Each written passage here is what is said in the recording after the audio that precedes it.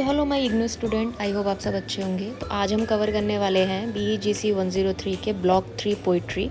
और ये पोइट्री जो मैं आपको बताने वाली हूँ ये एग्ज़ाम्स में आते ही आते हैं। इसके क्वेश्चंस बहुत निकल के आते हैं। तो 10-20 मार्क्स के क्वेश्चन रहने वाले हैं। तो अभी वीडियो को स्टार्ट करते हैं। तो A.K. रामानुजन की इंट्रोडक्शन के बारे में देख लेते हैं। इसमें इग्नू के बुक के अकॉर्डिंग इनकी बायोग्राफी बताई गई है कि ये कहाँ बॉर्न हुए थे। ही वॉज बॉर्न इन 1929 16 मार्च को and he was a philologist, folklorist, translator and playwright. तो रामानुजन का जो बॉर्न हुआ था वो ब्राह्मण फैमिली में हुआ था मैसूर सिटी में इन 16 मार्च 1929। ये पार्ट आप याद रखना, ये आप जब आंसर में लिखोगे तो याद रहनी चाहिए। तो next we need to know is वो इंग्लिश के लेक्चरर थे कहाँ पर, बेल्जियम एंड क्योलन, वो जो कि कर्नाटका में स्थित है। 8 साल तक बड़ौदा यूनिवर्सिटी में पढ़ाने के बाद ही joined as assistant professor university of Chicago में, जहाँ उन्होंने अपनी थ्रू आउट करियर को आगे बढ़ावा दिया था। तो ये 3 यूनिवर्सिटी थी जहाँ उन्होंने अपने करियर को स्टार्ट किया था और मतलब अपना पूरा टाइम उन्होंने यहीं पे दिया था as a being a lecturer, ठीक है ना, जहाँ पे वो लेक्चरर पढ़ाते थे। 2 सिटीज़ जो है वो इंडिया में स्थित है और जो लास्ट का उनका करियर था वो यूनिवर्सिटी ऑफ शिकागो में था एज अ असिस्टेंट प्रोफेसर।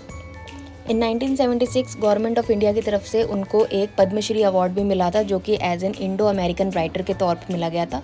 और आप सबको पता है कि पद्मश्री अवार्ड किनको मिलता है, जो कि बहुत ही ज़्यादा मतलब ज्ञानी होते हैं उनको मिलता है, और जिन्होंने बहुत कुछ किया हो, देश के हित में भी लिखा हो, उनको भी मिलता है। तो इन 1976 में उनको ये किस लिए मिला था वो हम देखेंगे आगे। अ रिवर की वजह से। अ रिवर एक पोयम है और इस पोयम में उन्होंने क्या क्या बताने की कोशिश की है मदुरई सिटी के बारे में, वो भी हम देख लेते हैं। यहाँ से मेन बात स्टार्ट होती है कि इंटरप्रिटेशन क्या थी। ये पोयम हमको बताती है कि जो रिवर है, एंशिएंट सिटी ऑफ मदुरई, जो हार्ट कहा जाती है तमिलनाडु की, वो किस तरीके से सिटी को डिस्क्राइब किया गया है टेम्पल और पोइट्स के लिए, जो कि अपने गाने के थ्रू ही सिटीज़ और टेम्पल्स के बारे में आपको बताते हैं। अ रिवर पोयम में आपको देखने को मिलता है कि जो फ्लड आया था मदुरई में, उसको लेके भी ये किस तरीके से आगे इसको बताया गया है। समरी देख लेते हैं। ये पोयम रहने वाली है 39 लाइन्स की और इसके 3 लाइन्स रहने वाले हैं, जिसका लोकेशन दिखाया गया है मदुरई में, सिटी ऑफ टेम्पल जिसको भी कहा जाता है, एंड पोइट्स। तो ये poet usually सैंग of cities and temples के लिए है, मतलब जो पोइट्स होते हैं वो गाना गाते हैं स्पेशली सिटीज़ के लिए और टेम्पल्स के लिए, इसलिए ही इनको city of temple and poets कहा गया है मदुरई सिटी को, ठीक है ना। और ये जो पोयम है द रिवर, ये 39 लाइन्स की रहने वाली है। इसका जो स्टाइल देख लेते हैं हम। स्टाइल है इस पोयम का स्वीट एंड सिंपल लैंग्वेज। बहुत ही मीठी आवाज़ में इस पोयम को गाया गया है और बहुत ही ज़्यादा सिंपल लैंग्वेज में गाया गया है, जिसकी वजह से आप इस पोयम को इजीली अंडरस्टैंड कर सकते हो। जो पोएट है ना, वो डायरेक्टली एक इमेजरी और एक सिंबलिज्म के तौर पे इस पोयम को बताते हैं कि बिग सिटीज़ में, लाइक इंडिया का जो सिटी है दिल्ली, आगरा, कानपुर और अनदर सिटीज़ जो होते हैं, वो किस तरीके से पानी के किनारे बसे रहते हैं।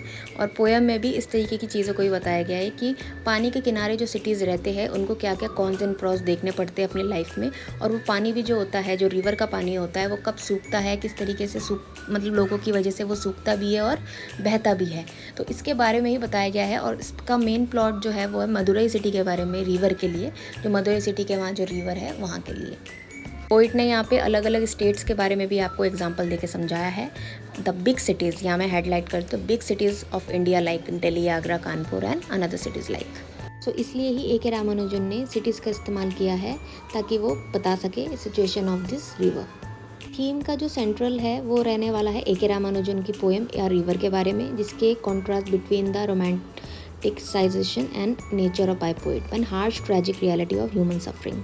थीम इसमें यही बताया गया है, लोग अपनी जीवन में कितने अमीर जब हो जाते हैं तो अपने में बिजी हो जाते हैं और गरीब को वो देखते तक नहीं है और उनके बारे में ना उन्हें कुछ पता होता है वो किस तरीके से सफ़र कर रहे हैं। और इसमें एक प्रेग्नेंट वुमेन का भी वर्णन है जिसमें वो अपने 2 बच्चे खोती है फ्लड में। तो थीम इसके इर्द गिर्द ही घूमता है। पोइट इसमें बताते हैं कि जब रिवर एक बहती है तो जो वो देखने में कितनी ज़्यादा सुंदर लगती है, लेकिन जैसे ही उसमें बाढ़ आ जाती है तो कोई उसकी तरफ देखता तक नहीं है, उसकी कोई बात भी नहीं करता है।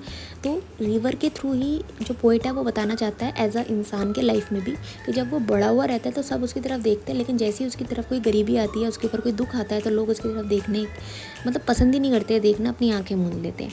तो यहाँ पे इंसेंसिटिविटी ऑफ ह्यूमन सफरिंग के बारे में भी आपको बताया गया है, ठीक है ना। तो ये चीज़ आप ध्यान में रखना, जो पोइट्री की इंसेंसिटिविटी है वो यहाँ पे बताया गया है आपको। तो ये ऑब्जर्व करती है किस तरीके की डिवास्टिंग को, जो फ्लड आता है किस तरीके से अपने 3 विलेजेस उनके चले जाते हैं, गांव चले जाते हैं, और अपने जो अनबॉर्न ट्विंस है वो उनकी डेथ हो जाती है। तो इसमें बताया गया है ट्रेजेडी, जो कि न्यू पोइट लोग इग्नोर करते हैं। वुमेन की डेथ को भी उन्होंने इग्नोर किया था A.K. रामानुजन की जो ये पोइट्री थी। बाकी वो बताते हैं कि उन्होंने इस चीज़ को एस्थेटिक एंड ड्रामेटिक वे में फ्लड वाटर जो भी जितनी चीज़ें आई थी उन सबको उन्होंने ध्यान में रखते हुए अपने पोएम में बताया है। लेकिन न्यू जो होते हैं पोइट वो इस चीज़ को कहीं ना कहीं इग्नोर कर देते हैं, जो कि दर्शाता है इनसेंसिटिविटी को। तो ये समरी थी कुछ, आई होप आपको यहाँ तक समझ आ गया होगा और रिवर की। तो ये समरी एंड कोर एलिमेंट्स थे जो मैंने आपको बताया। आप एग्ज़ाम में इस तरीके के बना के लिख सकते हो। कोर एलिमेंट्स जो इसके मेन है वो देख लेते, the contrast, setting, dry season and the flood. Contrast में इसमें दिखाया गया है ट्रेडिशंस जो होते हैं, जो मान्यताएं होती है अगेंस्ट हार्श ह्यूमन रियलिटीज़ के बारे में। सेटिंग इसकी रखी गई है मदुरई सिटी में।